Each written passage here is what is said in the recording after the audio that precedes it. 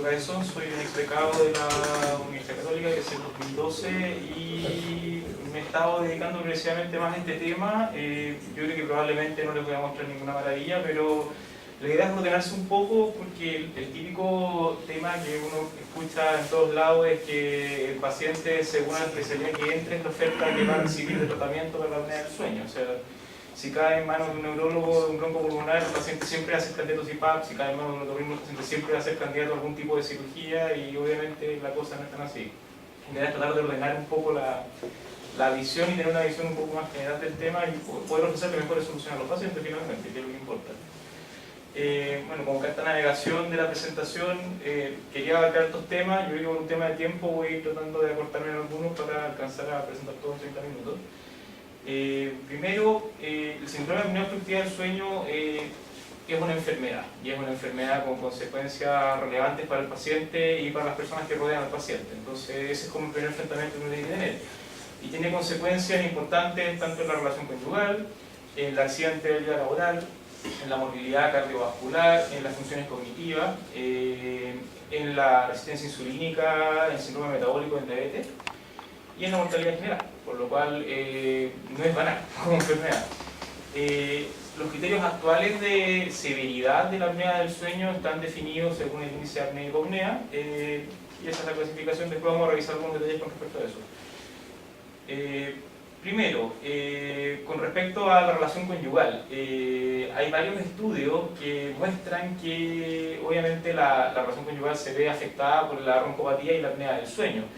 Este es un trabajo en el cual uno puede ver que al corregir la apnea del sueño del paciente, en este caso con un CPAP, la calidad del sueño y la eficiencia del sueño de la señora o de la pareja involucrada mejora. Incluso el paciente tiene que dormir menos tiempo, o sea, y descansa mejor y duerme mejor, lo que obviamente habla de que es relevante.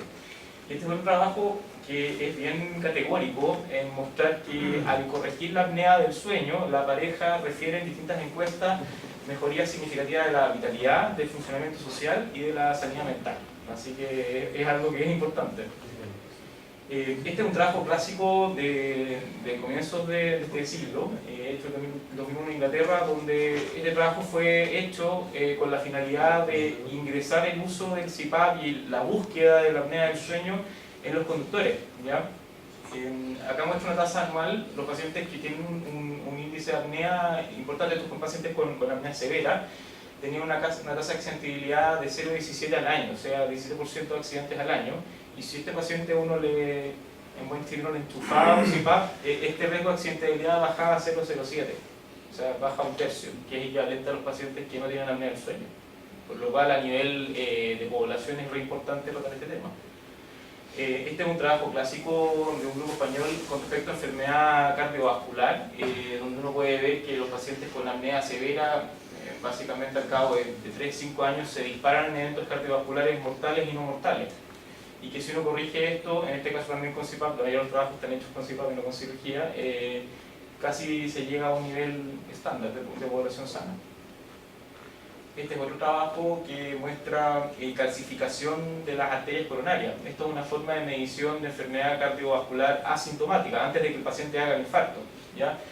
Y en este gráfico uno puede ver pacientes sin apnea. Estos serían pacientes con apnea leve, moderada y severa, sin comorbilidades, sin ser hipertensos, sin ser diabéticos, pacientes ajustados según las variables. Y uno ve que a medida que hay más apnea del sueño, hay más calcificación de las arterias y por tanto más riesgo cardiovascular. Este es otro trabajo más neurológico que mide función cognitiva, mide, ¿cómo se llama?, memoria verbal y funciones ejecutivas. Es un trabajo ya más para los neurólogos, que a uno le da una misión de aprender algo nuevo a un paciente. Porque si yo le digo al paciente, nómbreme 10 capitales de Europa, probablemente se las aprendió cuando era chico y se las sabe. Pero si yo le digo, te voy a enseñar 10 palabras en polaco, ¿ya?, y quiero que al día siguiente las recuerde, eso mide función ejecutiva o función verbal.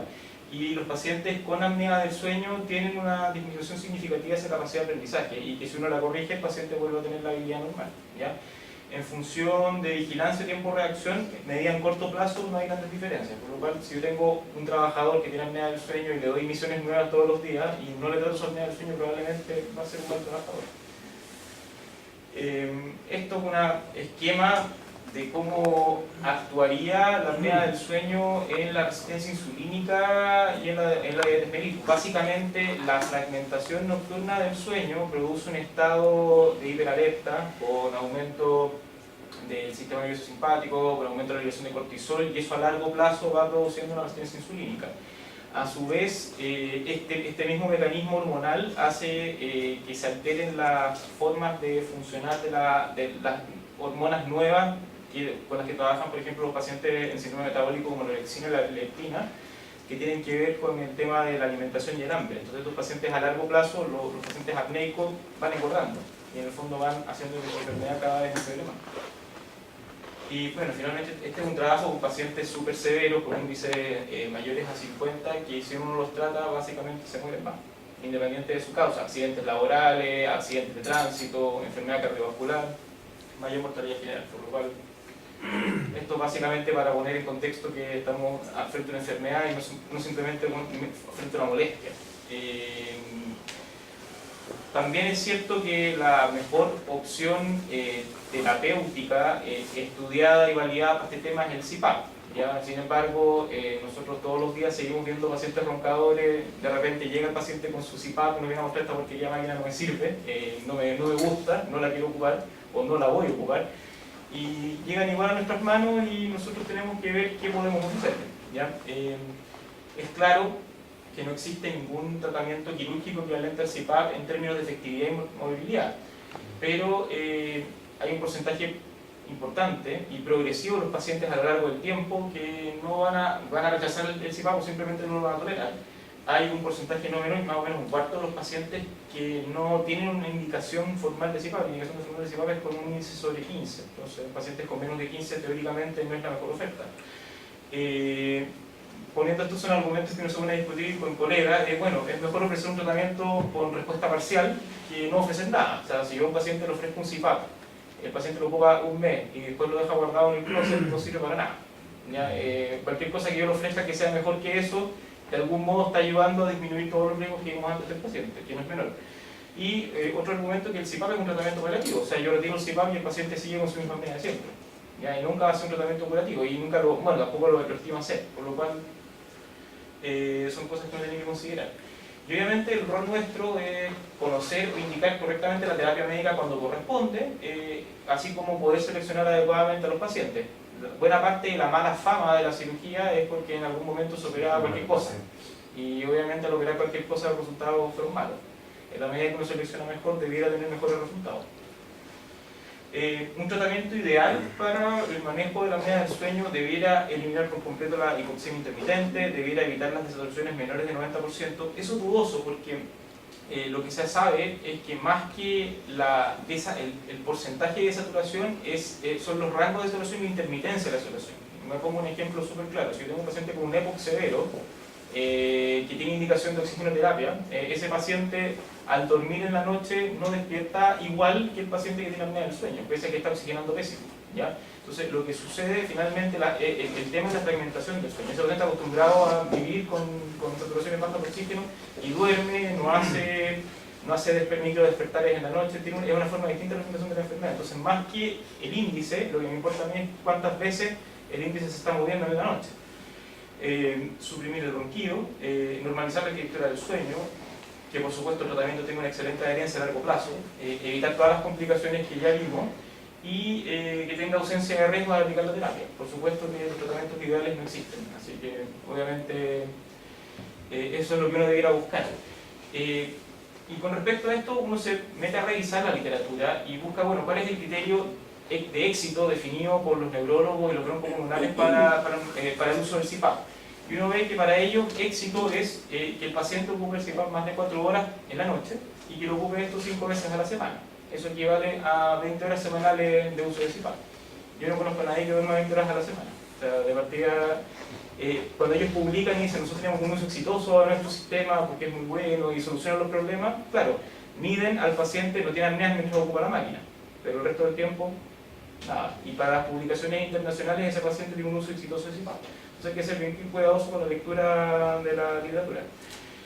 Los criterios de éxito quirúrgico, que son los criterios de Cher, tienen mide dos cosas. Uno, que hay más de un 50% de reducción del índice de apnea y que el índice postoperatorio sea menor que 20. Acá esta lectura se queda un poco corta porque los pacientes entre 10 y 20 tienen mayor riesgo de mortalidad y morbilidad, por lo cual si uno fuese más exigente, un criterio ideal debe ser con un índice postoperatorio menor a 10, pero bueno, ese es el criterio y eso es lo que se publica.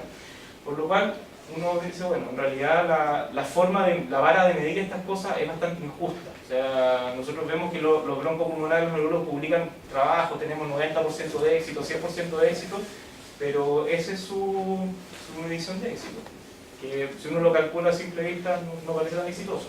Y la medición quirúrgica es esta, y obviamente mientras uno seleccione pacientes más severos, es más difícil cumplir con ese criterio de éxito. Este es un paper súper interesante que habla de este tema, si alguien se quiere meter en el tema, tiene fórmulas de calcular cuánto es el porcentaje de éxito y todo lo demás, pero básicamente menciona eso. O sea, nos parece que este es un paper evidentemente escrito por cirujanos y no por broncopulmonares, que está publicado en el SLIP, pero evidentemente habla de eso, de que la medición no es justa y que hay que buscar nuevas mediciones. A simple lectura, ¿ya? El CPAP uno lo titula para que el paciente tenga un índice de apnea menor a 5, que es resolución de la enfermedad. Por lo tanto, si el paciente ocupa el 100% del tiempo total de sueño, el CPAP tiene una resolución de su enfermedad. Eso es cierto, nadie lo discute, ¿ya? O sea, haciendo un cálculo simple, usando CPAP tengo menos de 5, no usando CPAP tengo mi índice basal. Esto también es discutible porque depende de la etapa del sueño y todo lo demás, pero a grandes rasgos es más o menos así. Por lo cual el tiempo de uso afectará la efectividad real de CPAP. Si yo ocupo los criterios de éxito que plantea la literatura, son 20 horas de uso a la semana, si uno duerme 8 horas diarias, o 7 horas diarias, que es lo estándar, 7 por 7 es 49, me está pidiendo un 40% de uso. O sea, tengo un 40% de reducción real del índice de apnea del sueño. Por lo cual tampoco es exitoso, pero eso no lo dejo como opinión.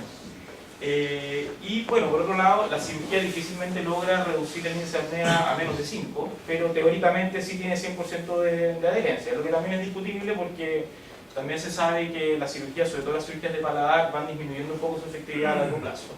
Y el otro mensaje importante es que los criterios de éxito quirúrgico se hacen cada vez más difíciles en la medida que el paciente tiene un índice de apnea más alto, porque tengo que bajar un rango mucho más importante.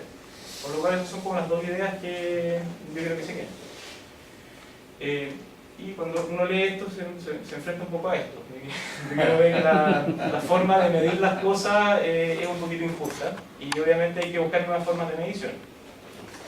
Y bueno, también uno se acuerda de este personaje y el mensaje es que uno tiene que tener una forma un poco más crítica de literatura, porque si uno se pone a leer literatura internacional uno sigue con la idea de que la cirugía no sirve para nada, que la única solución es el CPAP, y que casi nosotros, o sea, los médicos que nos dedicamos a ofrecer cirugía del sueño somos malvados y estamos haciendo las cosas mal. Bueno, con respecto al estudio de diagnóstico, yo creo que esto también todos lo saben bien.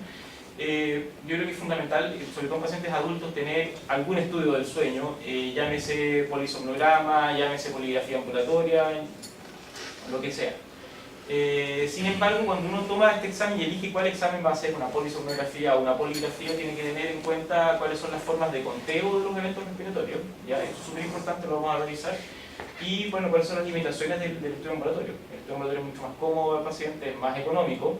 Estamos hablando en Chile más o menos de un 20% de pacientes con apnea del sueño, por lo cual si uno quisiera hacerles polisomnografía a todos, que es por estándar, el sistema de salud se quedaría sin plata. O sea, obviamente hay que dar de tamizar y elegir mejor a qué paciente le vamos a dar cada estudio, pero básicamente uno tiene que saber que si elige un estudio que no es óptimo, cuáles son sus limitaciones y cómo interpretarlo. Bueno, el examen físico, algo que todos saben, el peso, la talla, el índice de masa corporal es determinante para tomar decisiones quirúrgicas. La circunferencia cervical, el reumatismo, la tipificación de Friedman, el de paladar, amígdala, base de lengua. Una nasofibroscopía, yo creo que una nasofibroscopía es fundamental para todos los pacientes que pudiesen ser candidatos a algún tipo de cirugía de apnea del sueño. Bueno, y ya cada vez se ha popularizado más y yo creo que es algo que a mediano plazo vamos a tener que comenzar a hacer solo las sleep endoscopies, que en el fondo es hacer un estudio, básicamente se mete al paciente a pabellón, se coloca, se están haciendo estos con propofol, lo ideal es hacerlo con un BIS, que son estos medidores que ocupan los anestesistas para ver la profundidad de la anestesia, para tratar de simular las apneas del sueño. Y en general también bastante buenas correlaciones con el polisomnograma, por lo cual nos da una visión más o menos realista de lo que sucede cuando se está durmiendo. El problema de la sleep endoscopy es un tema de costos, es meter al paciente a pabellón, sabiendo que el pabellón es escaso en todas partes, que no está codificado, por lo menos en estilo, o sea, uno meter el paciente a pabellón por amor al arte y después saldría y el paciente sale igual. Y también es difícil, por lo menos para población latina, decirle, ¿sabe qué? Yo lo voy a meter a pabellón para decirle lo que tiene, pero no voy a hacer nada con eso, o sea, es un tema complejo, creo yo. Y hay otros estudios que yo creo que son menos relevantes. Bueno, con respecto al tema del conteo de las hipopneas, esto es bien interesante, porque la Academia Americana del Sueño ha cambiado un montón de veces cómo se cuentan las hipopneas. La apnea, la definición es bastante clara y ha sido estable. El paciente deja de respirar, baja la saturación del suelo. Eso se mantiene estable en el tiempo y es categórico para la lectura. Pero la hipopnea no. La hipopnea en algunos estudios dicen, bueno, un 50% del flujo, otros un 30% del flujo, otros, bueno, tiene que caer 3 puntos la saturación, el otro dice que tiene que caer 4 puntos, otro dice que tiene que tener caída de saturación más microdespertar, otros dicen que el microdespertar es opcional y puede reemplazar la desaturación. Entonces, la medición en verdad es una bolsa de gato. Lo que actualmente se considera son los criterios del 2012, una caída de más del 30%, con más del 3% de la caída de la saturación, o un microdespertar, ¿ya? ¿Por qué es importante esto? Porque cuando uno hace, dependiendo del sistema de medición que uno tenga, el paciente puede tener más hipopnea o menos hipopnea, ¿ya? No sé si alguien fue al curso de la Lascón de la semana pasada, el doctor Capazo, que trabaja en Stanford, decía, bueno, entonces el mejor criterio quirúrgico uno debería elegir un estudio de apnea preoperatorio en un lugar que sea súper exigente y después mandarlo a otro lugar que sea menos exigente y va a tener un resultado espectacular. Entonces, el mensaje es obviamente tratar de darse la lata de conversar con los neurólogos y decir, bueno, ¿qué sistema de medición ocupas tú? ¿Ya? ¿Y en qué lugares están ocupando el mismo sistema? Porque me puede llegar un polisomnograma de un lugar, me puede llegar un polisomnograma de otro lugar y la lectura puede ser absolutamente distinta, ¿ya? Y en el índice de apnea más o menos el 80% del índice son hipopnea. Entonces es un tema que hay que considerar y que no es menor. Este es un estudio que trata de medir la equivalencia según las distintas mediciones y ustedes pueden ver que para el 2012 un índice de 5, en las mediciones del 2007 es de 2,6. ¿Ya? De 15 a 7,2, o sea, más o menos con el cambio que hicieron se duplicó, ¿ya? Y ese es otro tema importante. La mayoría de los estudios están hechos con las mediciones antes del 2012. O sea, estamos en el paciente que uno ve estudios que tienen un índice de apnea de 50, con los estudios actuales tienen un índice de apnea de 100, ¿ya? Entonces hay que ser súper cuidadoso con la lectura, porque uno puede, incluso uno podía cometer el error de operar al paciente con un preoperatorio de los que eran así, y después mandarlo a hacerse el postoperatorio acá y no cae pésimo. O sea, obviamente hay que ser muy cuidadoso. Y el otro tema es que con los criterios, esta es otra frase que también se la escuché a Capazo la semana pasada y me encontré bastante notable, que con los criterios actuales, por lo menos en Estados Unidos, casi el 80% de los adultos tendrían un índice mayor a 5. Entonces, ¿realmente será necesario tratarlos a todos? ¿No será que esto está demasiado exagerado como medición? Y bueno, esta es una diapositiva que también es para mostrar un poco cuál es la diferencia entre una polisomnografía y una poligrafía. Porque uno dice, bueno, poligrafía es más barato, más cómodo para el paciente, bueno, hazte una poligrafía, me quedo con esto, me quedo tranquilo. La poligrafía tiende a subcuantificar el índice de apnea, básicamente, bueno, por varias razones, pero en general uno tiene que ser cuidadoso con la lectura. Lo más importante es que, como la poligrafía no mide si el paciente está dormido o está despierto, ¿ya? Uno incorpora dentro del número total de horas de sueño momento en que el paciente está despierto, por lo cual el paciente no tiene ninguna apnea, ¿ya? Por lo cual, al hacer la división por el tiempo, baja el índice de apnea. Y eso es súper importante porque nos lleva de repente a cometer errores. Y estas son varias causas por las cuales los pacientes pueden, ¿cómo se llama?, tener una poligrafía poco confiable. Vamos a saltar. Bueno, después de toda esta comedad, ¿a qué paciente uno debería ofrecerle cirugía? ¿Ya? Yo creo que uno tiene que responderse a dos preguntas. ¿Cuándo el tratamiento quirúrgico es apropiado? ¿Y cuál es la cirugía apropiada para cada paciente? Y eso obviamente va a depender del estudio anatómico y de todo del examen físico, de la masa corporal y de las alteraciones anatómicas que vayamos encontrando en el paciente.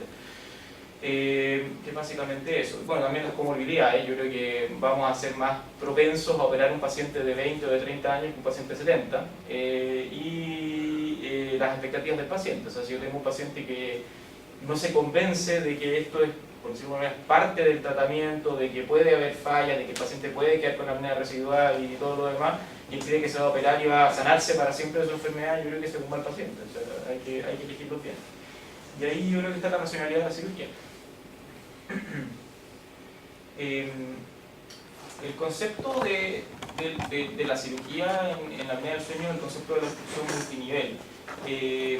La vía aérea, para explicarlo de una manera, es como un tubo rígido en una parte que después pasa a ser un tubo flexible y después vuelve a ser un tubo rígido, ¿ya? El tubo rígido de la parte de arriba es la parte nasal, que es relativamente rígido porque también hay estructuras blandas, pero que en general si uno lo corrige eso queda bastante más permeable, o sea, es algo que uno puede manejar. Lamentablemente, y todos lo saben, al corregir la nariz, esta parte que es la parte flexible, la parte laxa, va a seguir siendo laxa, por lo cual el resultado de la cirugía nasal exclusiva como para el sueño es malo. Y es aquí donde uno se las juega, ¿ya? Y obviamente cualquier cosa que uno haga distal al sitio de colapso va a ser efectivo, ¿ya? La traqueostomía fue el gold estándar antes de la aparición del CPAP para el manejo de la apnea del sueño y funciona súper bien. El problema es que no creo que haya pacientes que estén dispuestos a traqueostomizarse o manejar este tema. Y eso es más o menos lo que uno ve, que la cirugía nasal es frecuente, es bien tolerado, los pacientes no duele, a veces el paciente aprovecha hasta de nariz, queda feliz desde el punto de vista estético, qué sé yo, pero no corrige el sitio de colapso, pero sí podría ser útil para la primarización para el uso del CPAP. La traqueostomía sería un bypass al sitio de colapso, sería curativa, pero no es aceptable como tratamiento. Y finalmente, la parte faringea es la que nos trae los problemas. Ahí uno puede hacer un montón, y hay montones de cirugías, básicamente porque ninguna es fantástica. Y a su vez uno divide el nivel faringeo en un nivel velar, un nivel hipofaringeo retrolingual y un nivel epiglótico. Y uno debiera atacar todos estos niveles para lograr algo más efectivo. Y ahí está el concepto multinivel. O sea, el concepto multinivel es a nivel faringeo. O sea, si uno hace una cirugía, por ejemplo, uno hace una septoplastía más una faringoplastía, eso no es cirugía multinivel. La cirugía multinivel es por lo menos tocar dos niveles del nivel faringeo. Y bueno, ¿cuál es nuestro arsenal quirúrgico? ¿Qué le ofrecemos a los pacientes? También esto todos ustedes lo saben, un poquillo probablemente. Dentro de la nariz uno ofrece cualquier cosa que sea necesaria para despejar la nariz. A nivel nasoglofaringeo, bueno, lo clásico es la uropatofaringoplastía y cualquiera de sus variables. Hay cirugías de avance, bueno, en los niños la miorectomía con adenoide, los implantes de paladar, alguna cosa. La parte hipofaringea, uno habla de reducción de tejidos blandos o de cirugía esqueletal, por tratar de separar agua. Y básicamente hay hartas alternativas. A nivel laringeo, hay pacientes que la causa de esa apnea principalmente es la epiglotis y uno debiera hacer algo con la epiglotis. Y nosotros también hablamos de procedimientos globales, que es un procedimiento que de algún modo trata de abarcar todos los posibles niveles, que son dos, la cirugía maxilomandibular y la cirugía bariátrica, que por supuesto no son cirugías que hagamos los otorrinos, pero sí son cirugías que podemos indicar que podemos en el fondo derivar al paciente para ofrecer una mejor solución. Bueno, y por supuesto la traqueostomía, que también es una opción. Vuelvo a recalcar que cuando uno habla de cirugía multinivel, uno habla de dos niveles en el nivel faríngeo, no habla de nariz y otra cosa. Y bueno, siempre que uno habla de cirugía hay que sopesar lo que es efectividad con respecto a la movilidad asociada a la cirugía, por lo cual probablemente nadie ofrecería en su sano juicio una traqueostomía, salvo en pacientes terminales o algo así. A nivel nariz, voy muy rápido, las indicaciones de penalización nasal son varias, obviamente nos vamos a enfocar en la apnea obstructiva del sueño. Como concepto, la cirugía nasal es inefectiva como tratamiento único en apnea obstructiva. O sea, si tengo un paciente con índice de apnea moderado o severo, no puedo pretender decirle, ¿sabes qué? Te opero el tabique, vas a quedar respirando bien por nariz y además te va a solucionar tu problema del sueño. Si uno le dice eso al paciente, le está mintiendo. Entonces, uno debería decirle, mira, en realidad te va a operar la nariz, puede que te baje un poco el índice de apnea, vas a respirar mejor, vas a sentir que duermes mejor, pero vas a seguir con el problema. Entonces, y en eso hay que ser honesto. Y el otro tema es la importancia de la respiración nasal al dormir. Y acá, y también de repente, yo creo que más de alguno le ha tocado tener un paciente que tenía un disapnea importante, se operó de una septoplastía o de una rinoseptoplastía, quizás se hizo un estudio de apnea postoperatorio y se mejoró. Yo creo que a más de alguno le puede haber pasado alguna vez. Y ese es un subgrupo de pacientes que uno dice, bueno, ¿por qué solo con una cirugía nasal el paciente se mejora? ¿Ya? Y una de las explicaciones más lógicas o más decentes que encontré en la literatura es que básicamente el paciente respirador bucal, al estar con la boca abierta, desplaza un poco la lengua hacia atrás. ¿Ya? Si yo corrijo esa respiración bucal y el paciente vuelve a respirar por nariz, al estar con la boca cerrada, tracciona la lengua hacia adelante en forma involuntaria y mejora también su obstrucción hipofaríngea, por decirlo de alguna manera. Ahora, eso son la minoría de los pacientes, no es la norma, por lo cual uno no debería quedarse con la idea de que uno va a mejorar a todos los pacientes con cirugía nasal. Y el otro tema, que hay varios estudios, es el tema de los reflejos nasales y el tono muscular. O sea, se sabe que hay receptores, hay varios sectores en la cola de los cornetes, y esos varios sectores podrían tener algún rol en la tonicidad de la musculatura faríngea durante el sueño, por lo cual, técnicamente, al respirar mejor por nariz habría mayor tonía y habría menor apnea, pero tampoco está tan demostrado.